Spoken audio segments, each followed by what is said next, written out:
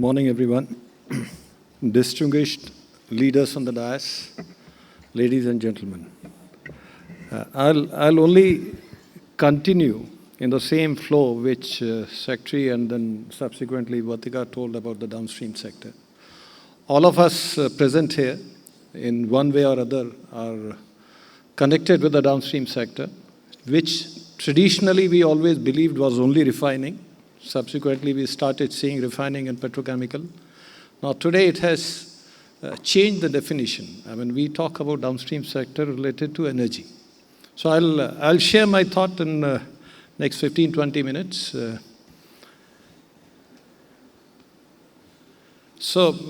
We started, I mean, if you imagine 40, 50 years ago, typical downstream sector was only refining. I mean, these were simple refineries. If you look at old refineries of India, they were simple refineries. It was a protected sector. I mean, you just imagine it. This was administered pricing. It was not very large in size, and gradually it has evolved. Subsequently, we started realizing that there was a lot of money being left in the bottom of the barrel. And you recall 20 years ago, 25 years ago, a lot of such gatherings, conferences, they were focused on bottoms of the barrel. We are always trying to take out, we are still taking out fuel out of the barrel. We are focused on the fuel products. Subsequently, a move came and we started looking at petrochemical integrated complexes. Old refinery, they started integrating petrochemical complexes. New refineries were not only refinery, they were refinery come petrochemical complex. Now what? Now, I mean, today we have refineries of scale, we have petrochemical complexes of scale. We have also evolved during this period from administered pricing to the free pricing. Now, it was not easy. If you look at many other sectors in India, which also followed a similar protected pricing mechanism, they did not remain globally competitive. While this particular sector, oil and gas downstream sector in India, in spite of being protected initially, it remained globally competitive. I think the credit goes to everyone who is somehow, in a way or other, is associated with this sector, because it was extremely difficult. I still recall 98, 99, when the sector opened up. Initially, while not only pricing, we were limited by domestic demand. The refining capacity in India was limited to the domestic demand. Today, we have many times more than the domestic demand itself. We are a recognized refining hub globally. So next level, next what? Next, now today we are talking about AI-driven operations, energy efficiency, and data as asset. A lot of AI is not only in operation, it's basically the complete operating model which we are using. I mean, whether it is for sourcing, whether it is for refining, whether it is for optimizing processes, whether it is for logistics, it is for selling products, setting prices, everything. I mean, today we are, in a way or other, we all are moving towards AI-driven business models. Now, what next? Even are we going to stop? I think the definition, in my view, the definition of refining or definition of downstream itself is going to change. When we talk about security, Secretary talked about energy security. We don't talk about oil security. So the moment you start visualizing the downstream role is not only in oil and gas, the role is for the energy, then I think immediately the answers keep changing. The macro picture is very large. If we have to look for energy security, the solution is not only in oil and gas, it is beyond oil and gas. So we are looking for multi-feedstock. I will just share a little more on that. Molecules and electrons. Electrons is largely, I mean, tomorrow's downstream is heavily integrated with power. Whether it is renewable power or it is different forms of power, it's a very strong source of energy. Traditionally, refining industry had not been dependent on power in a very big way, particularly external power. The future is going to be different. And we are talking about carbon management. I think we listen to that also, because it's, again, while we are a big producer of carbonious fuels, but it's more about the carbon management. Now let's see, I mean, if we look at the same thing in Indian context, what exactly is the scenario? What are the major factors which are prevailing in India for our sector? Number one, we are looking for energy security. We are world's largest energy growing market. We are heavily import dependent, whether it is gas, whether it is oil. I mean, I'm saying in terms of energy, we are import dependent. Ensuring affordable access for all is again a very important factor for us. So what is probably workable outside may not be workable for us if it is not affordable. And feedstock diversification and resilience. So these are our starting point. Economic growth, if we compare Indian scenario with many other nations, we have a bigger challenge because our energy demand is growing multifold, and we don't want to curtail that. I mean, only for the sake of import dependence control or for the sake of carbon, we don't want to control. So we have to find our own solutions. Our manufacturing infrastructure is expanding industrial competitiveness at scale. Now we have seen that because today, market, whatever we produce, the market is not India. The market is always global. The pricing is always global. So if we are not at scale, if we are not price competitive, it's very difficult to supply in today's market. Every customer is free to import or buy. So if domestic prices are not competitive, it's extremely difficult. Value chain, depth and job creation, this is again a very important factor. And barrel to value, not just for fuel. I think it's a very, very, I would say this realization is extremely critical. We are not producing fuel products, we are producing value. Similarly, we are energy downstream. We are not oil downstream alone. The third very important factor is sustainability. I mean, we all know this, we are all experiencing this, we are all trying to find a solution which are unique for our own industry, for our own country. Net zero is 2070. Looking into these two first parameters, the Indian target of being net zero is 2070. While somebody may say, I mean, we have seen that what energy disruption can do. We have faced in the last 100 days. So I think I won't say that it's a loose target. It's a very competitive target, and meeting the energy demand growth, attaining 2070 net zero is again for which we have to work today. In fact, we had to work yesterday. Low carbon growth pathway, responsible resource utilization, and circular economy. Now, just to recapitulate whatever I said, now 5 major, I would say, the shocks that removed the rules. Number one, we have seen the pandemic. Now, if you compare the pandemic and the global energy crisis, which we witnessed recently, both the times we saw very wide fluctuation, a lot of volatility. The pandemic was demand curtailed. There was no demand of the products due to different reasons, while there was no shortage of supply. The second case, there was shortage of supply. There was enough demand. And both the times, the answers found were slightly different. By the first time, it was a very big challenge for the logistics. Those of us who were involved with OMCs or distribution that time, nothing was working, but fuel was still flowing. I mean, there were a couple of sectors in India, I mean, I would say this is a success story. I mean, apart from oil and gas, which continued to flow during pandemic times, the data continued to flow, the internet continued to work, the banking sector continued to work. The power and energy sector continued to work. Now we don't know how, but these sectors continue to work. So tomorrow, I mean, such disruptions can happen without notice. So definitely we have to find solutions, smarter solutions, so that we are able to absorb such. Last 100 days, we have seen tremendous disruption in the supplies itself. Now that's why probably energy security, I mean, those of us who are involved in crude sourcing or who understand this clearly, we know that we diversify our sources because of such reasons. But probably our strategies were not enough. Now, diversifying crude sources means we are still dependent on crude. The real diversification is when we are moving away from the crude itself, while we are not moving away from energy. So we have to find out energy solutions. We don't have to find out the crude solutions alone. So this is fine. So what was working till yesterday? Till yesterday, the scale, efficiency, optimization, asset ownership, this was working very well. All these factors are valid today, but they are not enough.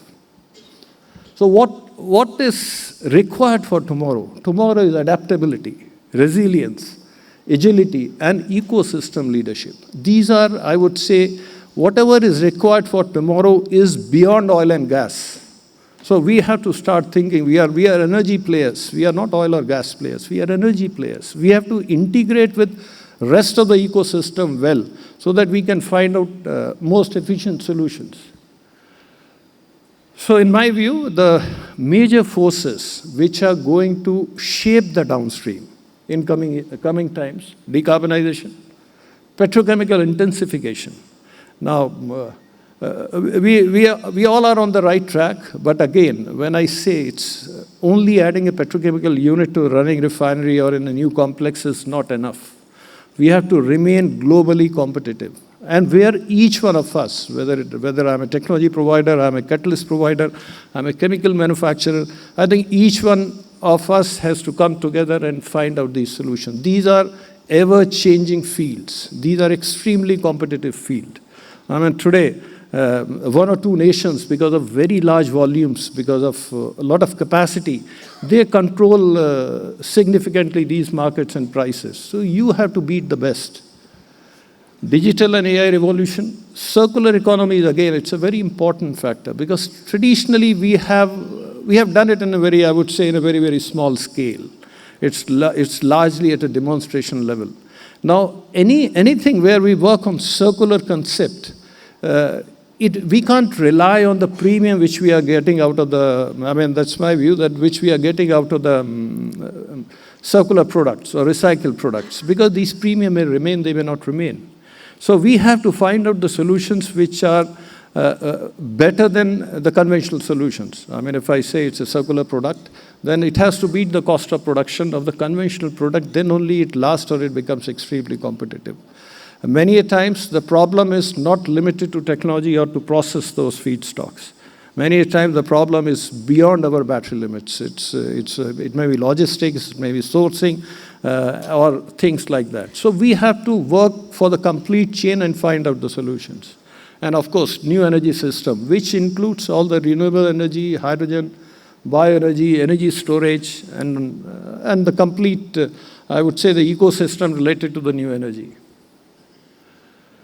Now, within India, I mean, we have all kind of demonstration. If we talk about the conventional refinery, we are the largest refinery. We have the most complex refinery systems. We have the refinery and petrochemical integrated complexes. We have refineries which can process very heavy crudes, very wide variety of crudes. So, as a sector, we are extremely capable. I mean, and a lot of these things, all these plants were built by us.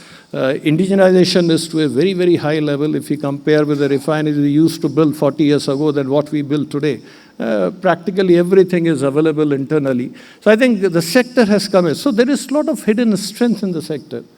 And this is all we have proven at times. Even today, I mean, the times when the whole world is probably shaken, the sector has still demonstrated. And I'm saying downstream is not only processing, it's processing, logistics, marketing, everything put together. So now moving forward, the molecule transition is happening from crude to carbon platform. So we have to now, traditionally, you just realize, I mean, we had been operating FCC for decades now. Traditionally, India was the first country which built FCC to maximize diesel. Then we were building FCC to maximize gasoline and diesel and LPG. Initial FCCs, we never bothered whether it had propylene or it had ethylene. Now today we are building FCCs for maximizing propylene, ethylene. So we have started looking into the molecules. Now this is high time when the carbon is also seen as a molecule to find out the right answers. Now the feedstock for tomorrow's downstream complex is no more crude oil alone. Now this is, even today, there are a lot of intermediate feedstocks available. Traditionally, we have always built our refinery with the matching secondary capacities. Now, a lot of feedstock, a lot of feed streams, conventional feed streams are available. So this is one option. Apart from that, biomass and biofeeds. I mean, we have seen that the only thing is the challenge remains being competitive while we are processing either biomass or biofeedstocks. Waste streams, largely coming from the plastics, either as it is. There are technologies available to process plastic directly. There are technology from the pyrolysis oil or derived feedstocks out of this. Again, the challenge is cost. So these have to be cost competitive. These have to operate at scale if they have to make a dent in the conventional feedstock sourcing.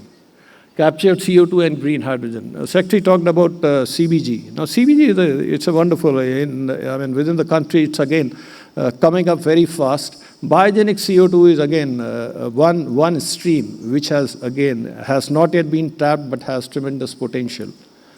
Barrel to fuel, the thought process has to change from barrel to fuel to barrel to value. The moment we start focusing on value, I think the answers will also change.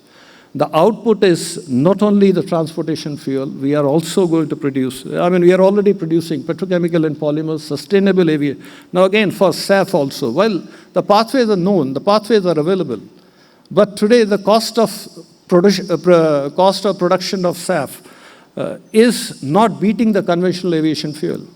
So the real success will be when I'm able to produce SAF while being competitive with the conventional fuel without any price advantage. That is the real success of SAF. And then the volumes will simply fly. Advanced materials and low carbon products. Now, these are again, so if the downstream industry is thinking that it's not only fuel we have to produce, we have to provide all these solutions, I think we will evolve. This is, again, I briefly mentioned about the integration of power or the integration of electron with the molecules. Now, tomorrow's complexes are going to be heavily integrated with power. If I'm seeing power, power is, of course, energy. If I'm seeing that tomorrow's complex or our downstream sector is going to be integrated with power in whatever form, it will start with gray, but ultimately it will switch to green power. So then a lot of solution will also evolve. Circular economy I mentioned because waste to materials or carbon utilization, these have to be within the fold of downstream operations. Now, in my view, to lead, what are the major factors on which we need to focus?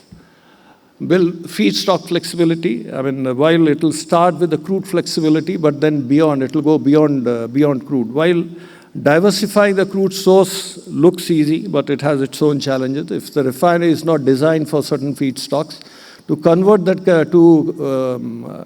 get that capability is challenging. Diversifying it further, while again it looks very easy that biofeedstock, but those of us who work on this, they know that it has its own tremendous challenges.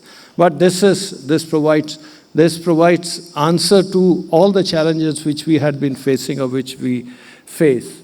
Then increase chemical intensity. Every barrel must yield value. This is extremely crucial. Invest in AI and data, because it's not only what we do, how we do is also going to change drastically. Whatever we do in normal operations, normal decision making, whatever can be done by the machine should be done by the machine, while with the due input, human input at different levels which can be decided. So a lot of processes which we do regularly can be optimized or can be done by the machine, can be automated. And while the decision-making or more quality work is done by humans. Develop hydrogen readiness. Now, in hydrogen, it's not only production, it is also storage and transportation. Now, hydrogen, I cannot produce hydrogen and be develop into a business until there is a market developed for that. So the complete ecosystem has to evolve. The government has also come out with a lot of schemes, a lot of incentives to support and promote hydrogen. So we should take advantage collectively as a sector. We have to come forward and join hands to develop the complete hydrogen ecosystem. Strengthen circularity. It's not an option today. Today, while there might be a lot of attraction because of the premium the circular products are getting, but my view is, let's not be driven by the premium alone. This is absolutely essential.